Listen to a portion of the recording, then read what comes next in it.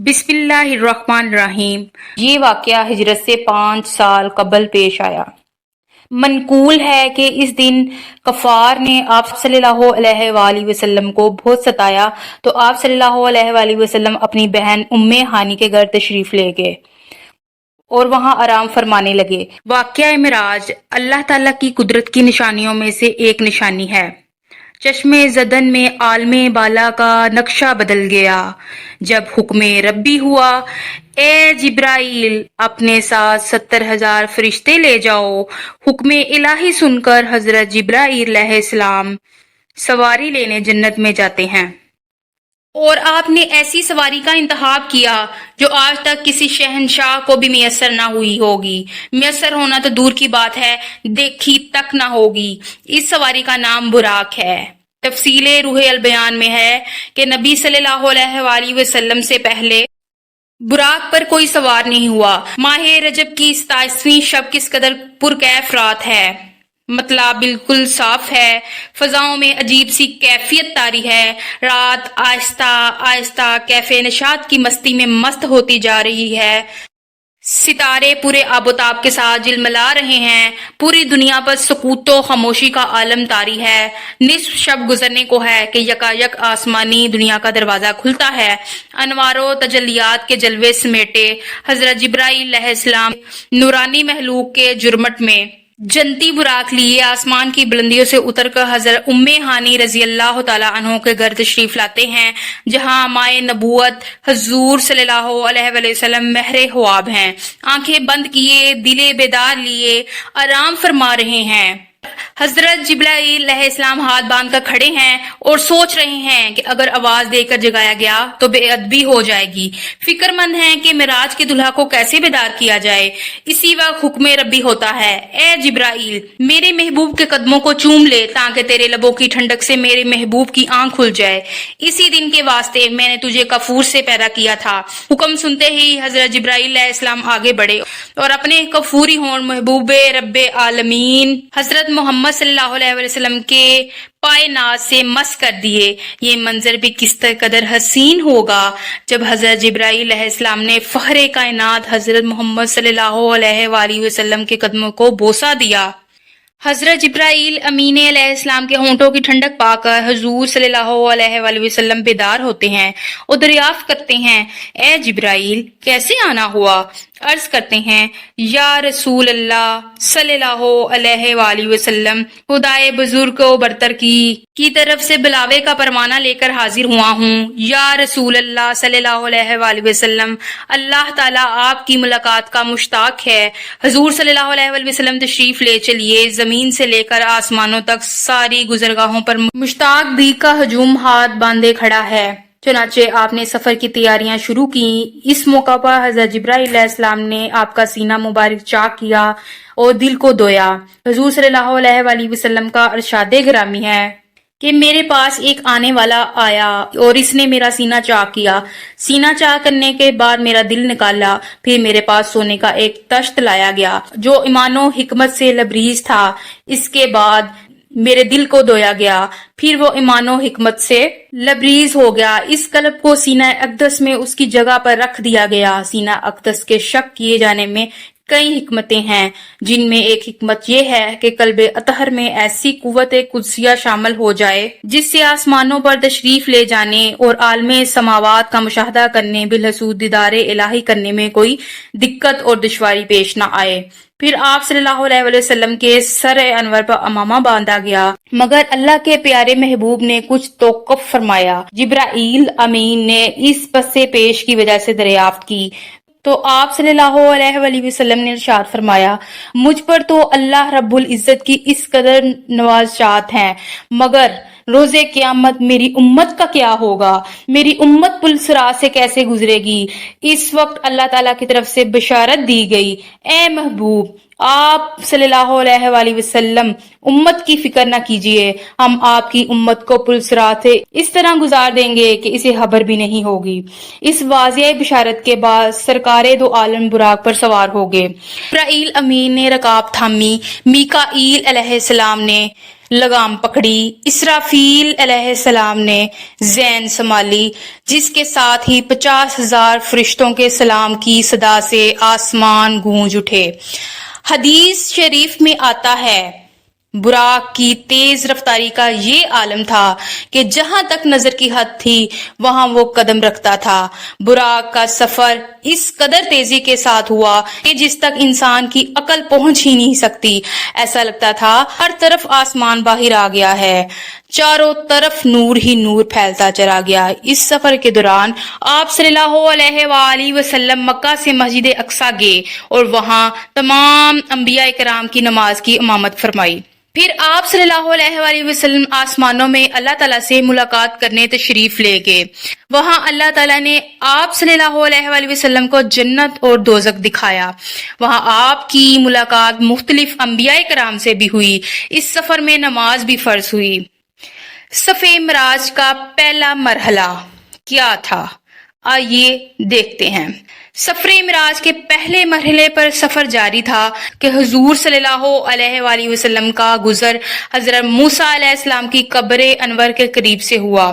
آپ صلی اللہ علیہ وسلم نے دیکھا کہ وہ اپنی قبر انور میں کھڑے نماز پڑھ رہے تھے۔ انبیاء صف بصف آپ صلی اللہ علیہ وسلم کے استقبال کے لیے کھڑے تھے۔ جب یہ مقدس قافلہ بیت المقدس پہنچا تو باب محمد آپ صلی اللہ علیہ وآلہ وسلم کے استقبال کے لیے کھلا تھا۔ جبرائیل امین علیہ السلام نے اپنی انگلی سے دروازے کے قریب موجود ایک پتھر میں سوراخ کیا اور براق کو اس سے باندھ دیا۔ پھر آپ صلی اللہ علیہ وآلہ وسلم بیت المقدس میں داخل ہوئے تو تمام انبیاء کرام علیہ السلام آپ صلی اللہ علیہ وسلم کی تعظیم، اکرام اور احترام میں منتظر تھے۔ انہیں حضور صلی اللہ علیہ وسلم کی امامت میں نماز پڑھنے کا شرف حاصل ہوا۔ اب دیکھتے ہیں سفر معراج کا دوسرا مرحلہ۔ تو آسمانی سفر کا آغاز ہوا، اس لیے کہ ہر زمینی عظمت حضور صلی اللہ علیہ وآلہ وسلم کے قدموں کا بوسہ لے چکی تھی۔ پہلے آسمان پر پہنچ کر آسمان کے دروازے پر دستک دی گئی۔ جواب پہلے سے منتظر تھا۔ آواز آئی، کون ہے؟ جبرائیل علیہ السلام نے جواب دیا، میں جبرائیل ہوں۔ آواز آئی، آپ کے ساتھ کون ہے؟ جواب دیا، یہ محمد صلی اللہ علیہ وآلہ وسلم ہے۔ آج کی رات انہیں آسمانوں پر پذیرائی بخشی جائے گی۔ آسمان کا دروازہ کھل گیا اور پوچھنے والے نے حضور صلی اللہ علیہ وآلہ وسلم کی بارگاہ میں سلام عرض کرنے کی سعادت حاصل کی۔ مرحبا یا سیدی یا مرشدی یا مرحبا۔ پھر آپ صلی اللہ علیہ وآلہ وسلم آسمانوں کی طرف بڑھے تو جب آسمانی دنیا پر آئے تو دروازہ کھٹکھٹایا۔ آواز آئی، کون؟ جبرائیل امین نے کہا، جبرائیل۔ پھر کہا گیا، آپ کے ساتھ کون ہے؟ انہوں نے کہا، محمد صلی اللہ علیہ وآلہ وسلم۔ پھر پوچھا گیا، کیا انہیں بلایا گیا ہے؟ جبرائیل علیہ السلام نے کہا، ہاں۔ آواز آئی، خوش آمدید، کتنا اچھا آنے والا آیا ہے۔ رحمت عالم صلی اللہ علیہ وآلہ وسلم کی ملاقات حضرت آدم علیہ السلام سے ہوئی۔ انہیں بتایا گیا کہ یہ آپ کے جلیل القدر فرزند ہیں، خاتم المرسلین ہیں، یہی حضرت محمد صلی اللہ علیہ وآلہ وسلم ہیں۔ آقا دو جہاں صلی اللہ علیہ وآلہ وسلم نے دادا جان کہہ کر آدم علیہ السلام کی بارگاہ میں سلام ارشاد فرمایا۔ حضرت آدم علیہ السلام نے سلام کا جواب بھی عرض کیا اور اپنے عظیم فرزند کو دعاؤں سے بھی نوازا۔ کے بعد مہمان عرش حضور پر نور صلی اللہ علیہ وآلہ وسلم کو دوسرے آسمان کی طرف اٹھایا گیا۔ پہلے آسمان کی طرح جواب نے دوسرے آسمان کا بھی دروازہ کھلا۔ پہلے حضور صلی اللہ علیہ وسلم کی سیدنا عیسیٰ علیہ السلام اور یحییٰ علیہ السلام سے ملاقات ہوئی۔ اس یادگار ملاقات اور آسمان کے ملکوتی مشاہدات کے بعد آپ صلی اللہ علیہ وسلم کو تیسرے آسمان کی طرف اٹھایا گیا۔ تیسرے آسمان پر حضور صلی اللہ علیہ وسلم کی ملاقات سیدنا یوسف علیہ السلام سے کرائی گئی۔ تیسرے آسمان کی مشاہدات نورانی کے بعد حضور صلی اللہ علیہ وسلم کو چوتھے آسمان پر پہنچا دیا گیا۔ چوتھے آسمان پر تاجدار کائنات صلی اللہ علیہ وآلہ وسلم کی ملاقات حضرت ہارون علیہ السلام سے کرائی گئی۔ اسی طرح حضور صلی اللہ علیہ وسلم سفر معراج طے کرتے ہوئے چھٹے آسمان پر پہنچے اور سیدنا موسیٰ علیہ السلام سے ملاقات ہوئی۔ حضرت موسیٰ علیہ السلام کی چشمان مقدس اشکبار ہو گئیں۔ حضور صلی اللہ علیہ وسلم کی عظمت و رفعت کو دیکھ کر رشک کے آنسو چھلک پڑے۔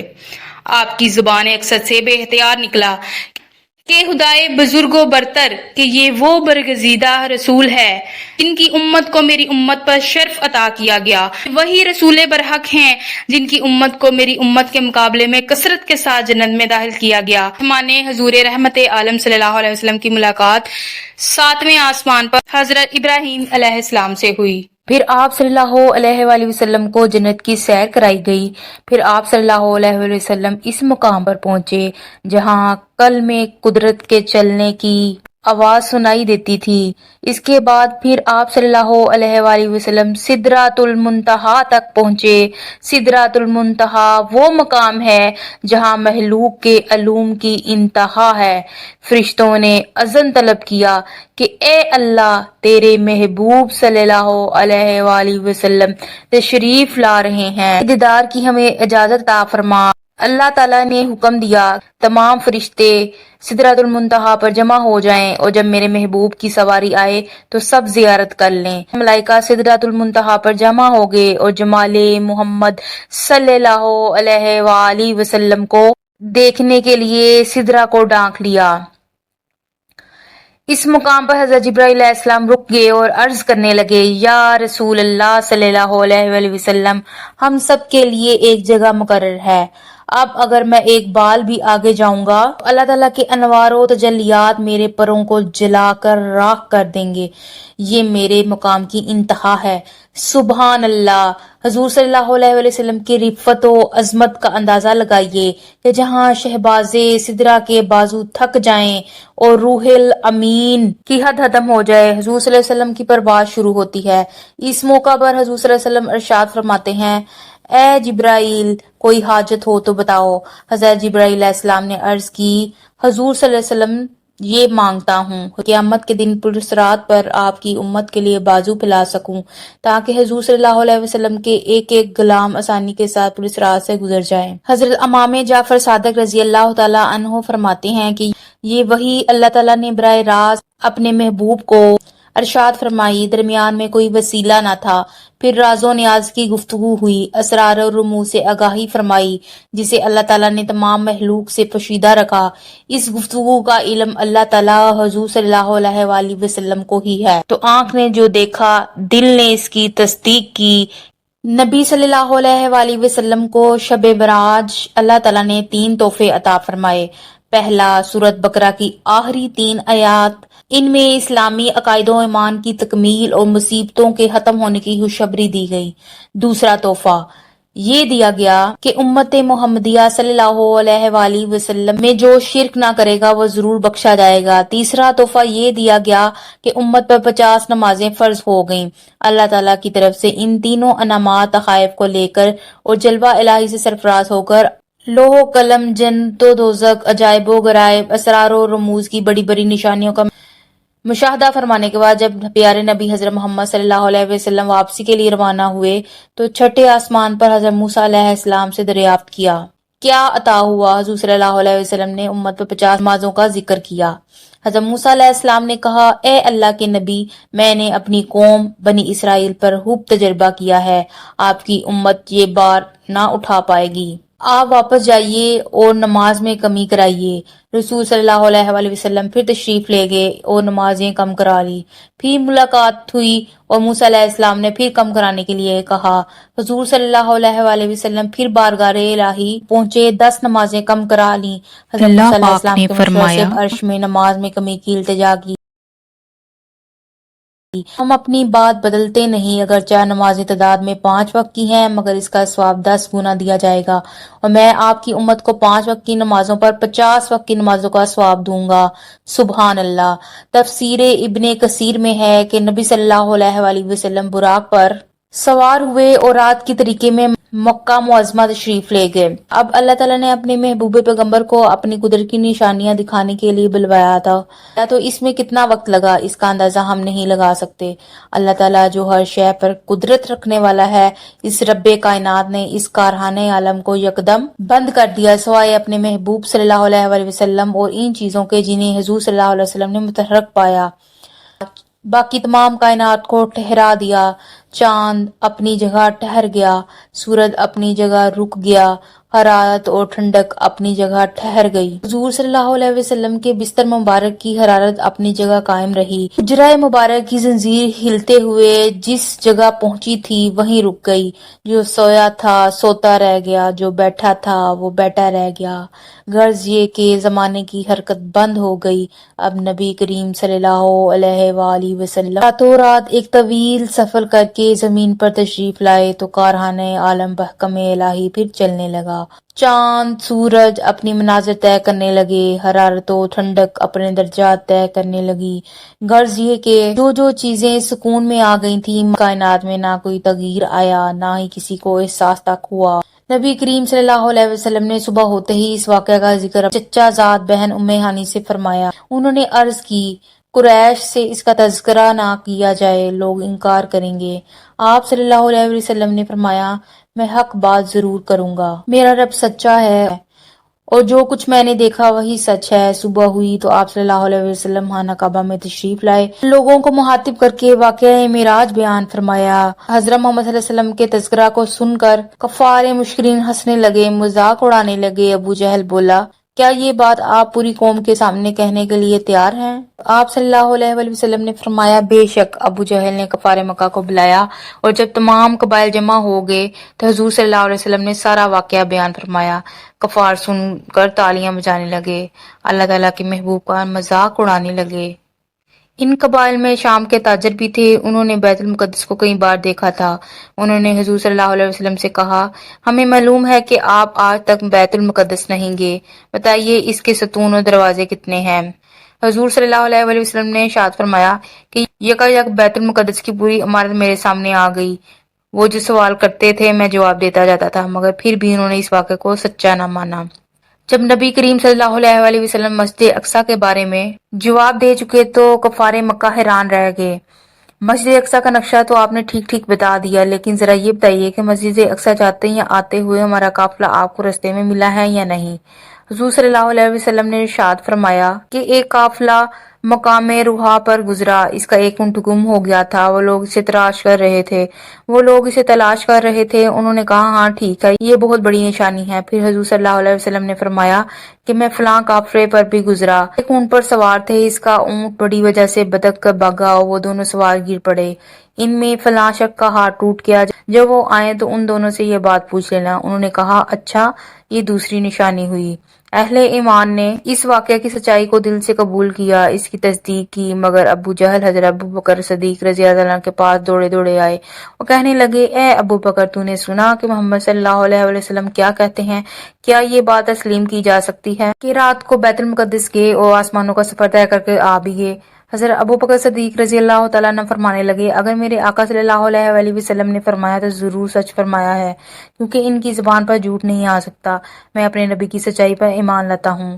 ابو بکر، تم کھلم کھلا ایسی خلاف عقل بات کیوں صحیح سمجھتے ہو؟ اس عاشق صادق نے جواب دیا، میں تو اس سے بھی زیادہ خلاف عقل پر یقین رکھتا ہوں، یعنی باری تعالیٰ پر۔ اسی دن سے حضرت ابو بکر رضی اللہ تعالیٰ عنہ کو دربار نبوت سے صدیق کا لقب ملا۔ یہ تھا معراج کا واقعہ، دعاؤں میں یاد رکھیے اور نیکسٹ ویڈیو کی نوٹیفیکیشن کے لیے بیل آئیکن کا بٹن دبا دیں۔